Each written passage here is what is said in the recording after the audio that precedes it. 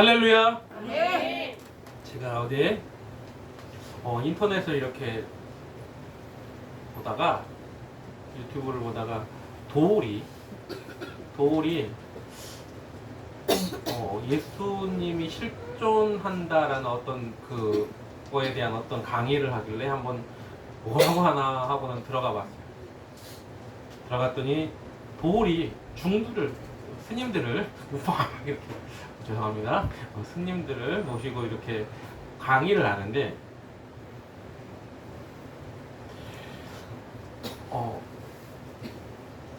그 강의 내용이 조금 뭐라고 할까, 맞으면서 틀리는 것, 어느 정도는 맞는데 굉장히 많은 부분에서 어설프게 아는 성경을 그들에게 가르치고 있어서 그로 말미암아 많은 이들이 오해하게 하고 또 잘못된 정보를 알아듣게 하는 그런 모습의 어떤 강의를 하고 있더라고요. 중간에 꺼버렸는데, 그러한 무분별한 강의들이, 또한 그런 내용들이 인터넷에 참 많이 나돌아다닌다는 겁니다. 그래서 우리가 내 백성이 지식이 없어 망하는 이유가 그런 겁니다. 제대로 알지 못하니까 자꾸 어디에 빠지냐면 이상한 데, 놀랍다는 곳에 자꾸 빠지는 거예요. 새로운 뭔가에 도전을 하는 그곳으로 빠지는 겁니다. 여러분, 제대로 된 말씀을 우리가 온전하게 깨닫기를 소망합니다. 오늘 우리가 함께 나눌 말씀은 예수님께서 말씀하신 하루살이와 약대의 비유가 되겠습니다. 이 말씀을 통해 우리가 외식하는 믿음이라는 제목으로 말씀을 나눌 건데, 지난주에도 우리가 하루살이에 대한 이야기를 잠깐 했어요. 아침부터 밤까지 모든 것을 다. 그런데 지난주에는 매일매일이 마지막인 것처럼 하루를 살아도 진정으로 하나님이 원하시는 모습으로 살아야 된다는 것에 대해서 말씀을 드렸다면, 오늘은 바리새인과 서기관들의 형태를 책망하기 위해서 사용하신 예수님의 비유의 말씀입니다. 바리새인들은요, 우리가 흔히 말하는 율법을 지키고자 하는 율법 신봉자들, 율법에 목숨을 건 사람들이 바리새인이라고 말을 하죠. 그러면 서기관들은 뭡니까? 그 서기관들은 그 율법을 해석하는 사람들이에요. 그러니까 둘 다 뭐냐면 우리가 봤을 땐 전문가입니다. 성경을 정말로 제대로 알고 있는 그러한 전문가예요. 근데 그 전문가들인 이 서기관들과 바리새인들에 대해서 예수님이 얼마나 신랄하게 비판을 하십니까? 예수님이 뭐라고 말해요? 독사의 자식들아 라고 말합니다. 여러분, 독사의 자식들이라는 욕이 얼마나 큰 욕일까? 말로 형용할 수 없는, 왜? 이 바리새인들과 서기관들은 하나님을 신봉하는 사람들이죠. 하나님만 바라보고 하나님 말씀을 파고드는 사람들이고, 그 하나님 말씀을 지키고자 율법에 철저한 사람들이라고 말을 하는데, 이들에게 마귀의 자식들이라고 말하는 것과 똑같아요. 너 하나님 자식 아니고 독사의 자식이라는 건 마귀 새끼야 라는 말입니다. 그들에게 그거보다 더 큰 욕은 없다는 거죠. 그럼 예수님이 왜 그런 말씀을 하시고 자꾸 그들에 대해서 비판을 하셨을까? 바리새인들이 그렇게 나쁜 놈들인가? 여러분, 바리새인들이요, 그렇게까지 나쁜 사람들은 아니거든요. 서기관들이 말씀 안에 살려고 하는 그 모습이, 그 지키려고 하는 그 어떤 행위가 얼마나 대단한지 우리가 따라갈 수가 없습니다. 제가 그랬잖아요. 바리새인들과 서기관들이 그 하나님이라는 그 단어를 안 말하고 침묵으로 하거나, 그 단어가 나오면 어떻게 한다고요? 가서 목욕하고 와서 다시 성경을 읽는다고. 그만큼 철저한 이들인데, 근데 그들이 욕을 얻는 거예요. 독사의 자식들이라고. 왜 그런 일이 발생했을까? 예수님도 그들이 하는 말은 옳다라고 인정을 하셨습니다. 그래서 예수님이 말씀하시기를 뭐라고 말합니까? 너희들의 말은 들을만하다. 그러나 그 행위를 따라하지 말라고 말하죠. 그들이 본받을 수 있습니다. 3절에 이렇게 말합니다. 그러므로 무엇이든지 그들이 말하는 바는 행하고 지키라. 그들이 말하는 게 옳으니까 그들이 말하는 말을 행하고 지켜라 라는 겁니다. 예수님도 말씀하신 만큼 그들이 말은 참 청산유수로 잘해요. 예전에 이런 말이 있었죠. 예수쟁이들은 뭐라고요? 물에 빠지면 뭐만 뜬다고요? 입만 둥둥 뜬다고. 이런 말들을 남들이 하는 이유가 뭡니까? 입으로는 다 잘해. 근데 행동이 없다라는 말을 비꼬는 말입니다. 근데 마치 바리새인들이 그런 거. 예수님이 바리새인들을 그렇게 비꼬는 겁니다. 그들의 행위는 본받지 말라. 그들은 말만 하고 행하지 아니한다라고 말합니다. 근데 그들이 정말로 말하지 그 행함이 없었을까요? 여러분 그들이 정말로 오늘 본문에 뭐라고 말합니까? 향채를 드리고 뭐 하면서 다 하잖아. 율법을 굉장히 철저하게 지키거든요. 금식도 하고. 그런데 예수님이 그들의 행위를 본받지 말라요.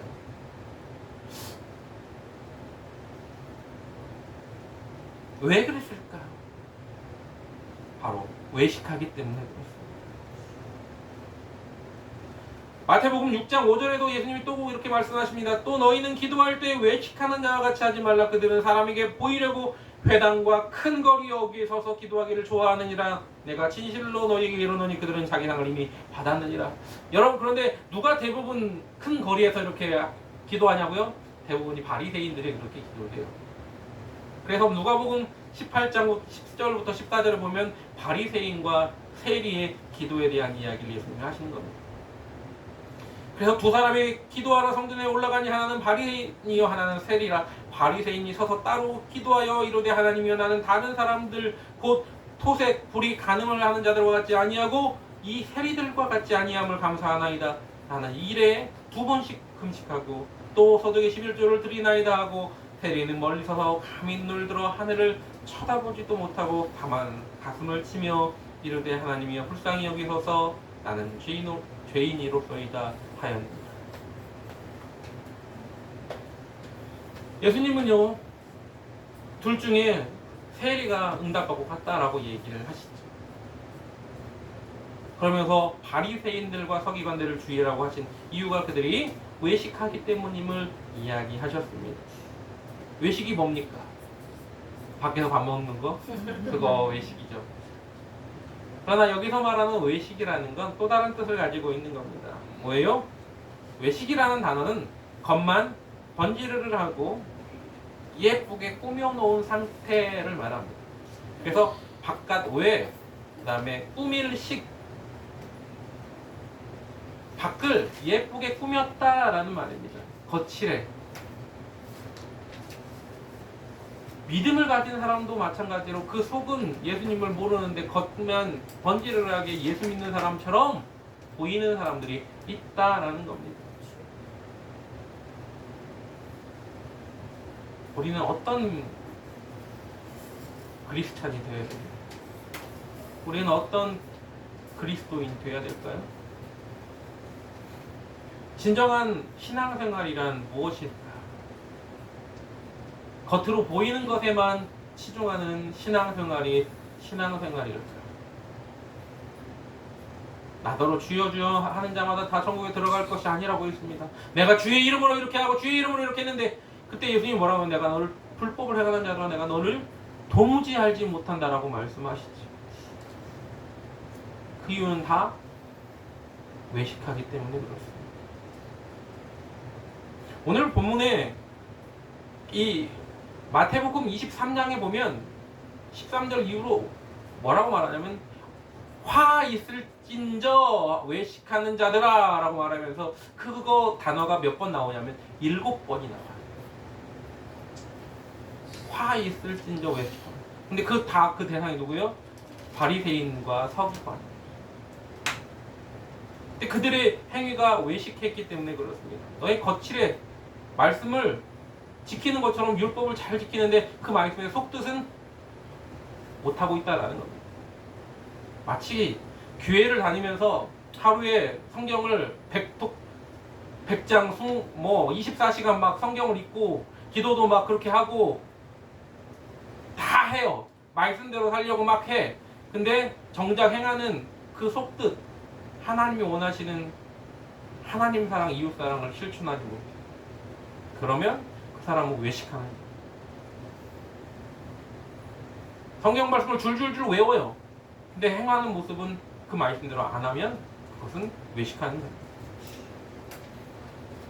기도를 하루에 몇 시간씩 해요. 근데 그 기도하는 모습과는 다르게 행동하고 있으면 외식하는 자인 겁니다. 능력이 나타나요. 병도 고쳐요. 예언도 해요. 그런데 행하는 모습이 소금과 빛이 되지 못하면 그 사람은 외식하는 거예요. 예수님은요 그렇게 말씀하셨습니다. 그래서 예수님이 아마 야고보서 2장 26절에 보면 영혼 없는 것이 몸이 죽은 것 같이 행함이 없는 믿음은 죽은 것이니라고 분명하게 말씀했고, 예수님도 네 이웃이 누구냐고 서기관들이 물어봤을 때 예수님 뭐라고 말씀하세요? 강도 만난 자에 대한 비유를 하시면서 제사장도 레위인도 다 도망갔어요. 그런데 사마리아인만 그를 도와줬다. 누가 그의 이웃이냐고 예수님 물으니까 선을 베푼 사람, 그를 도와준 사람입니다라고 하니까 너도 그렇게 해라라고 말씀하시죠. 마태복음 5장은 우리에게 소금과 빛의 비유로 소금처럼 빛처럼 살라고 말씀하십니다. 특별히 16절에는 이렇게 말합니다. 이같이 너희 빛이 사람 앞에 비추게 하여 그들이 너희 착한 행실을 보고 하늘에 계신 너희 아버지께 영광을 돌리게 하라라고 말씀하십니다. 주님이 원하시는 모습은 뭘 먹고 마시지 않고 이런 것이 아니라는 겁니다. 예수님이요 과부의 두 랩돈이 가장 많이 넣었다라고 말씀하신 이유는 그 속뜻, 그 내면을 바라봐라 라는 겁니다. 여러분 유대인의 오늘 본문에 나오는 하루사이와 낙타에 대한 이야기가 나오는데요. 낙타? 네, 낙타. 유대인들의 그 성경 구약에 있는 정결법에 따라서 먹는 것과 먹지 말아야 될 음식이 구분되어 있습니다. 근데 우리가 흔히 정결한 음식은 먹어도 되지만 정결하지 못한 음식은 먹어서는 안 돼요. 근데 본문에 나오는 하루살이나 낙타는 먹어서는 안 될 부정한 음식에 속합니다. 여기에 하루살이와 낙타의 크기를 한번 생각해 보시기 바랍니다. 하루살이는 얼마네요? 요만하죠. 진짜 요만해요. 낙타는 어때요? 저보다 훨씬 커요. 몽골에서 낙타를 봤는데요. 원래 낙타가 쌍봉 낙타와 그다음에 그 단봉인가요? 걔만 두 종류가 있는데, 근데 그때 쌍봉 낙타를 탔거든요. 저는 안 탔어요. 걔가 무너질까봐.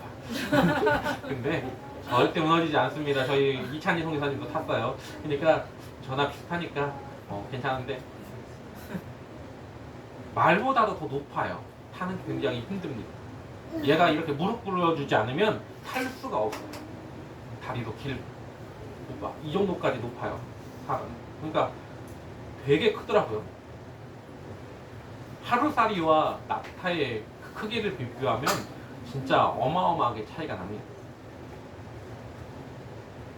하루살이냐 거의 날아다니는 것 중에 제일 작다라고 볼 수 있는 거고, 낙타는 그 동네에서 이 팔레스타인 중동 지역 사막을 다니는 애들 중에 제일 큰 애가 낙타입니다.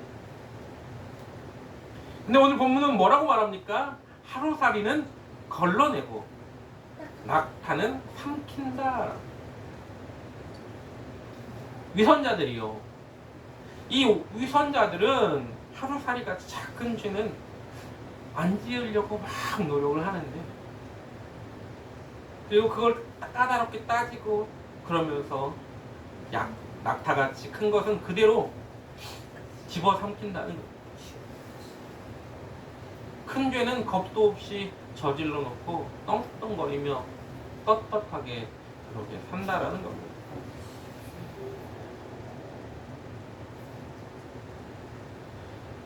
이게 크기가 비슷비슷하면 우리가 비슷하잖아요 라고 얘기할 수 있겠죠. 그런데 너무 극과 극이지 않습니까? 비교의 대상이 너무나 커서 우리가 헷갈릴 필요도 없습니다. 야, 이건 요 정도 죄는 얘나 뭐 비슷하지 않겠냐라고 생각할 수 있는데, 야, 이렇게 잘 지켰다가 한 번 이렇게 죄를 지었잖아 라고 할 수도 있겠죠. 그게 아니고 뭐예요? 작은 것과 큰 것이 너무 격차가 크다라는 겁니다. 1,000원짜리 빵 하나를 훔친 아이가 그거에 대해서는 막 와, 그러면 안 돼 하는데 은행에 몇 년 동안 막 몇십억, 몇백억을 이렇게 횡령을 해갖고 하는 사람들 가끔씩 뉴스에 나오잖아요. 그걸 보면 간도 배 밖으로 나온 큰 사람들이다라고 생각을 하는데, 그러면 뭐예요? 극명하게 대비가 되지 않습니까? 근데 이 단어를 보면 우리가 예수님이 참 딱딱하게만 설교를 하시지 않았다라는 걸 알 수 있습니다. 왜 그러느냐? 이 당시에 아람어를 사용하지 않습니까? 이 당시에 보통 말을 할 때는 아람어를 사용합니다. 근데 아람어에 하루살이라는 단어와 낙타라는 단어가 좀 비슷해요. 하루살이라는 단어는 갈마입니다. 그리고 낙타라는 단어는 감나예요. 갈마, 감나. 비슷한 단어인데 너무나 큰 차이를 보이고 있죠. 예수님은요, 그렇게 하면서 사람들로 하여금 웃을 수 있는 또한 위트도 제공을 하셨습니다. 그런데 하루살이는 우리 목구멍에 그 뭐예요? 쉽게 넘어가죠. 근데 낙타를 우리가 한 번에 삼킬 수 있습니까? 못 삼키죠. 그렇죠. 넘어가지 않습니다. 그만큼 뭐예요? 예수님이 비유적으로 그러면서 너희는 떳떳하고 있지 않니? 외식하는 자들아 라고 말을 한 겁니다. 또한 실제적으로 이스라엘 그 동네에서 그런 일들이 많습니다. 어떤 일들이 있느냐면, 그 동네에는 물이 좀 귀하기 때문에 뭘 항상 이 주머니에, 물주머니 옆에도 또 뭘 차고 다니냐면 포도주 주머니를 차고 다닙니다. 근데 포도주가 달콤하지 않습니까? 이 달콤한 곳에 뭐가 빠져요? 하루살이가 자기 목숨을 걸고 들어갑니다. 빠졌죠. 그러면 이 하루살이를 율법에 어긋나니까 안 먹어야 되잖아요. 그래서 항상 헝겊으로 걸러서 마셨다고 합니다. 그래서 왜? 그냥 먹으면 하루살이를 먹어야 되니까. 물론 그냥 마실 수도 있겠죠. 그런데 보고 벌레를 먹는 게 좀 찝찝하긴 하지 않습니까? 그럼 걸러서 먹는 거예요. 둘 다 먹어서는 안 되는 건데 얘는 먹어요. 하나는 먹고 하나는 먹지 않았다라는 겁니다. 성경에는 둘 다 부정한 거예요. 얘 먹어서는 안 되는 겁니다. 낙타는 먹어서는 안 되는 동물에 들어갑니다. 왜? 굽이 안 갈라졌기 때문에 먹으면 안 된다. 바리새인들이요. 그래서 이 모습을 예수님은 비유를 하시면서 너 그렇게 살고 있는 외식하는 자다라고 말씀하신 겁니다. 또한 바리새인들은 그러면서도 뭐라고 말해요? 율법을 우리는 철저하게 지킨다라고 말하죠. 23절에 그렇게 말합니다. 박하와 회향과 근체의 11조를 드릴 정도로 율법을 철저하게 너희는 지키고 있구나. 그러면서 예수님이 뭐라고 해요? 그런 거는 지키면서 왜 너희는 의와 신과 거룩을 버렸냐라고 말합니다. 의와 신과 거룩. 성경에 구약의 율법의 신명기서 14장 22절부터 29절에 보면 농산물에 대한 11조를 드리는 규정이 있습니다. 씨를 뿌려서 밭에서 거둔 소출, 그 농산물들 그리고 과일 그 가운데서 11조를 드려야 돼요. 근데 이 바리새인들과 서기관들은 그 규정을 뭐에? 야채까지. 마지막에 근체라는 게 야채를 이야기하는 겁니다. 너희는 그렇게 11조를 철저하게 지키고 있구나 라고 이야기한 겁니다. 그러면서 자기들이 지키니까 원래 그 야채라는 어떤 단어, 뭐 채소를 드려라 이런 건 없거든요. 그런데 자기들이 농산물이니까 얘도 포함이 돼 하고는 자기들이 만들어서 지키는 거예요. 그런데 그걸 누구한테도 강요하느냐? 일반 백성들한테도 강요를 하는 겁니다. 일반 백성들이 바리새인들처럼 서기관처럼 잘 살지 않습니다. 여러분, 우리 예전에 조선시대나 이럴 때 보면 양반들이 왜 글 공부만 할 수밖에 없느냐? 얘네는 먹고 살만 하니까 글 공부를 하는 거예요. 대부분이. 뭐 가난한 양반도 있죠. 그런데 그 가난한 양반은 결국엔 뭐예요? 글 공부를 버리고 뭐예요? 평민이 되거나 그렇게 바뀌지 않습니까? 정말로 양반들은 글 공부만 해요. 과거를 보려고. 율법을 그렇게 공부하고 율법대로 살려고 하는 이 서기관들과 바리새인들은 부자입니다. 기본적으로. 그들은요, 야채를 11조로 내도 먹고 살만 합니다. 그러나 일반 백성들은 그렇지 않습니다. 일반 백성들은 야채까지 11조를 내면 먹고 살기가 너무 힘든 겁니다. 그런데 바리새인들은 어떻게 해요? 우리가 그렇게 지키니까 너희도 지켜. 그리고 그렇게 안 하면 너희 참 믿음이 없는 자구나. 너는 율법을 어긴 자구나라고 책망하고 그렇게 말한다라는 겁니다. 이 바리새인들과 서기관들은요, 뭐 어떤 그들에 대한 어떤 긍휼이나 이런 게 없습니다. 그냥 율법을 지키는 것에 목숨을 거는 거예요. 그냥 율법 중심적인 모습. 그러다 보니까 뭐예요? 가난한 사람들의 권리를 보호하는 어떤 정의 문제, 이웃에 대한 베풀어야 되는 자비에 대한 문제, 또한 인간관계에서 중요시해야 할 신의의 문제에 대해서 소홀히 하는 겁니다. 그래서 뭐라고 예수님이 말씀하신 거예요? 그래서 의와 신과 거룩을 버렸다라고 합니다. 너희들 말씀 지키는 거, 율법 지키는 거, 그거는 마치 하루살이와 같은 거예요. 그건 막 걸러내는, 그걸 지키려고 막 몸부림치지. 그런데 실제로 너희가 가난한 자들에게 예수님이 원하시는 하나님이 이웃사랑하라고 한 그런 모습에서 그들을 구제하고 또한 신의를 지키는 그런 모습은 낙타와 같은 거, 아주 큰 원래 원뜻인데 이것들을 그냥 너무 쉽게 저버렸다라는 겁니다. 정죄하는 것을 너무나 쉽게 하죠. 그래서 바리새인이 세리와 함께 기도하는데 저 세리와 같지 않음을 감사드립니다. 그렇게 고백하는 겁니다. 우리 주변에도 그런 이들이 있습니다. 진정 교회 안에서 남들한테 이렇게 말합니다. 왜 기도 안 해? 왜 성경 안 읽어? 자꾸 남한테는 막 그렇게 얘기합니다. 그래놓고 정작 구제와 헌신과 섬김과 낮아짐에 대해서는 관심 갖지 않는 이들이 얼마나 많느냐라는 거예요. 입으로는 막 떠들고 좋은 얘기들을 합니다. 들으면 다 고개가 끄덕여지는 이야기들이죠. 그런데 정작 그것에 대해서 자기는 행하고 있지 않은 모습이라는 겁니다.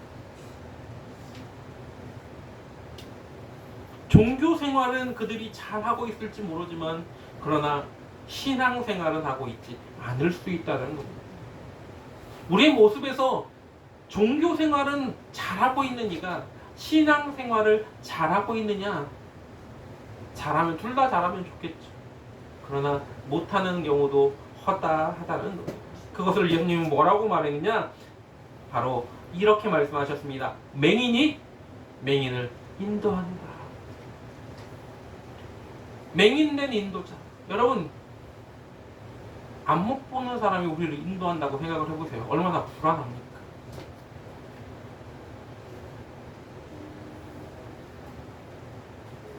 앞에 눈을 감고 뭔가를 따라간다고 생각을 해보세요. 진짜 불안합니다. 칠흑 같은 어둠이라는 그런 단어. 제가 한 번은 이제 군대에서의 얘기죠, 이것도.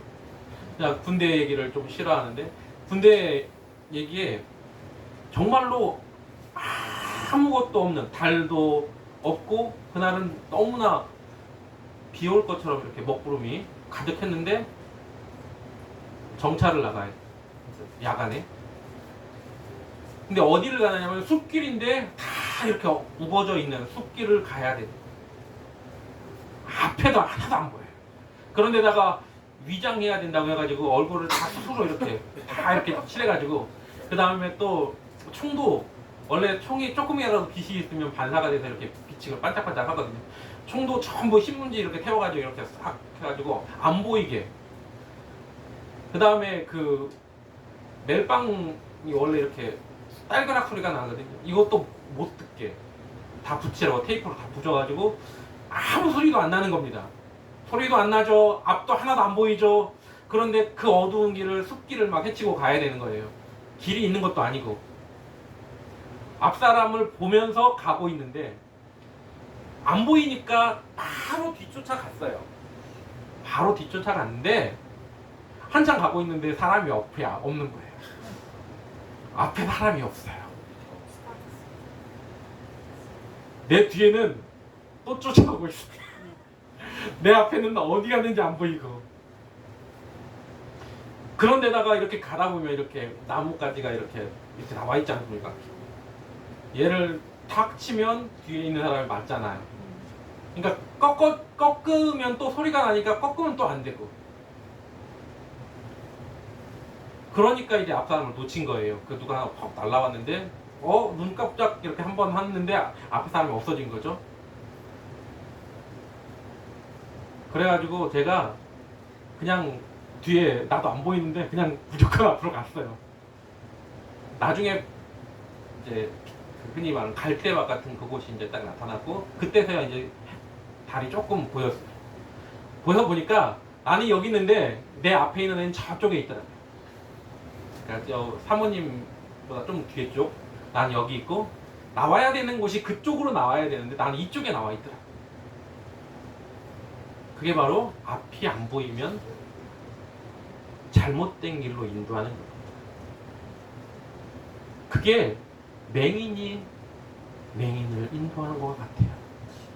근데 그 앞에가 실제로 제대로 된 일이 아니라 만약에 낭떠러지라고 생각을 해보세요.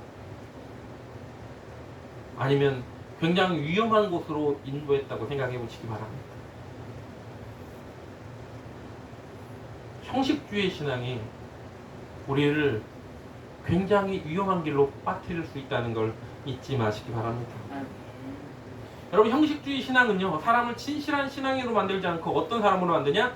위선자로 만듭니다. 위선자라는 이 단어가 휘포크리테스라는 단어예요, 헬라어로. 근데 이 휘포크리테스라는 단어의 원뜻이 뭐냐면 가면을 쓰고 연기를 한다라는 뜻을 가지고 있습니다. 위선자는 그러니까 가면을 쓴 거예요. 겉으로 봤을 때는 웃는 것처럼 보이지만 실제로는 그렇지 않은 모습. 겉으로는 웃는 얼굴로 연기를 막 하지만 그렇지 않다는 겁니다. 마치 양의 탈을 쓴 늑대와 같은 그런 모습의 신앙생활을 하고 있을 수 있다라는 겁니다. 그래서 경건한 척하지만 속은 그렇지 못한 것. 자기를 갱신해야 돼요. 자기를 자꾸 바꾸려고 노력을 해야 되고, 내가 날마다 죽는다고 사도 바울이 말한 것처럼 그렇게 하면서 날마다 자기를 복종시키고 하나님 원하신 뜻으로 가려고 해야 되는데, 난 그렇지 않아. 나는 죄가 없는 사람이야. 나는 떳떳한 사람이고, 그렇게 겉은 보이는데 속은 썩어 문드러진 그러한 악취가 나는 사람일 수 있다는 겁니다. 그러면 어때요? 그런 이들은 제대로 하나님이 원하시는 길을 갈 수 없다는 겁니다. 그리고 이 형식주의를 가지고 있는 이들은요, 신앙의 본질보다는 뭐예요? 비본질에 집착합니다. 아까도 말한 것처럼 본질이 구제하고 낮아지고 헌신하고 이런 모습이라면 그게 아니라 뭐예요? 율법에 나와 있는 그 글자 그대로 그걸 막 중시하는 겁니다. 예수님께서요, 안식일에 회당에서 손 마른 사람을 고치셨어요. 그랬더니 뭐라고 말합니까? 안식일에 아무것도 하지 말라고 했는데 병자를 고쳐? 당신 잘못된 거 말율법을 어겼다라고 이야기하는 겁니다. 예수님의 제자들이 너무 배고파서 뭐예요? 안식일에 이삭을 뜯어먹었더니 뭐라고 해요? 안식일에 율법에 어긋나는 일을 했다고 이야기합니다. 그들은요, 본질을 모르는 겁니다. 그러다 보니까 예수님이 뭐라고 해요?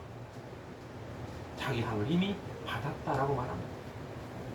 나더러 주의하는 자마다 다 천국에 들어갈 것이 아니라고 말씀하시는 이유는 그런 형식주의에 얽매여 있는 이들에게 말씀하는 겁니다. 예수님이 왜 성전에 들어가셔서 돈 바꾸는 이들, 비둘기 파는 이들을 다 내어 쫓으시면서 내 집은 만민이 기도하는 집이라고 강도의 구렬로 만들지 말라고 말씀하셨어요. 원래 좋은 취지로 시작된 겁니다, 그게. 왜냐하면 그들이 유대인들이 전부 온 세상에 퍼져 있었기 때문에 그들이 유월절을 위해서 모일 때 그 먼 곳에서 가축을 데리고 오면 걔가 병들기 때문에 미리 좋은 가축들을 선별해서 갖다 놓고, 돈도 바꾸는 것들은 강나라기 때문에 돈이 다 서로 좀 틀리니까 교환을 하기 위해서 환전소가 필요했던 거예요. 근데 그게 뭐가 됐다고요? 그게 이권이 됐다는 거예요. 우리 가끔씩 이런 뉴스 나오잖아요. 어떤 무슨 지역 축제에 얼마씩 돈을 왜 이렇게 비싸요 했더니 거기에 상인연합회에 얼마를 내서 거기에 장사를 할 수 있는 어떤 권리를 사기 위해서 이권이 있다는 거죠. 그곳에 성전에 돈 바꾸는 이들과 그리고 짐승을 파는 이들이 바로 그런 이권의 제사장들이 개입해 있었기 때문에 예수님이 이곳이 강도의 구렬로 만들지 말라고 하신 거죠. 형식주의는요, 결국에는 그렇게 바뀌는 겁니다. 형식주의는 본질보다는 비본질에 어떤 중점을 두는 겁니다. 그때 예수님이 말씀하시는 거예요. 그런 형식주의에 얽매여 있는 너희들이 외식하는 자이다 라고. 여러분, 저와 여러분은 어떤 잣대로 나아가고 있느냐? 주님이 원하시는 잣대에 초점을 맞추시기를 원합니다. 아멘. 비본질적인 것, 형식주의, 물론 그 형식주의가 나쁘다라고 말할 수는 없습니다. 무조건. 왜?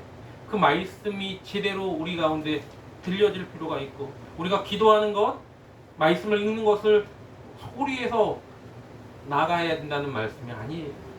그러나 그 안에 속뜻이 무엇인가를 제대로 아는 것이 중요하다는 걸 말씀드리는 겁니다. 아멘.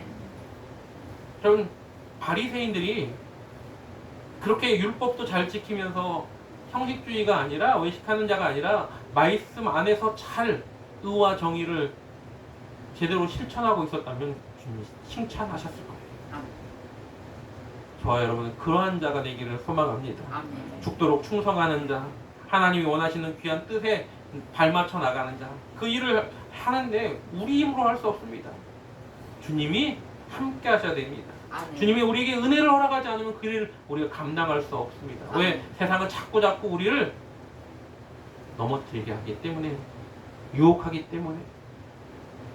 그래서 구원의 자녀인 우리, 하나님의 구원의 자녀된 우리가 오로지 주님의 은혜로 오늘도 살고 있습니다. 아멘. 나의 공로로 된 것이 아님을 오늘도 고백하는 저희들 되기를 주님의 이름으로 부탁을 드립니다. 아멘. 함께 찬양합니다.